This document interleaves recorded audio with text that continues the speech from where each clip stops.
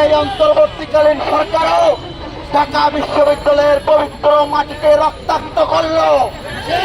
বিগত আওয়ামী ফ্যাসিস্ট হাসিনা আমলে যেভাবে সাধারণ শিক্ষার্থীদের উপর নির্যাতন চালানো হতো, আওয়ামী সন্ত্রাসী সংগঠন দিয়ে ঠিক একই কায়দায় গতকাল এনসিটি ভবনের সামনে সাধারণ শিক্ষার্থীদের উপর ঠিক একই কায়দায় বর্বরচিত হামলা করা হয়েছে।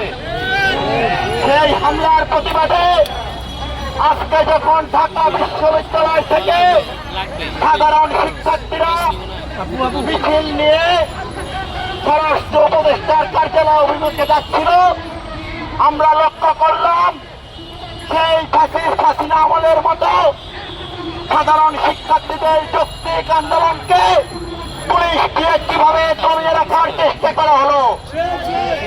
ঢাকা বিশ্ববিদ্যালয়ে বিগত জুলাইয়ের পরে বর্তমান অন্তর্বর্তীকালীন সরকারের প্রশাসন দিয়ে আবারও রক্তাক্ত করা হলো আমার ভাইদের বোনদের উপর পুলিশি আক্রমণের মধ্য দিয়ে।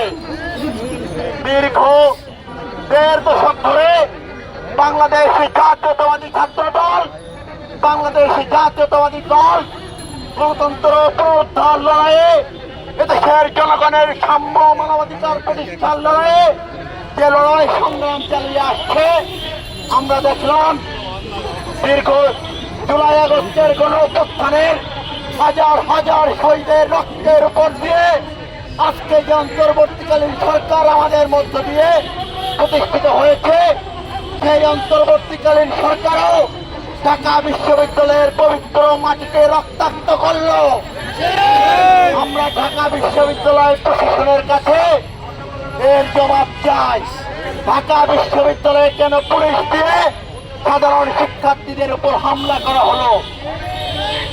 সংগ্রামী ছাত্র জনতা, ঢাকা বিশ্ববিদ্যালয়ের মেধাবী শিক্ষার্থীরা এই হামলার প্রতিবাদে বাংলাদেশের জাতীয়তাবাদী ছাত্রদল ঢাকা বিশ্ববিদ্যালয় আজকের এই তাৎক্ষণিক বিক্ষোভ মিছিল পরবর্তী সংক্ষিপ্ত সমাবেশে আমাদের মাঝে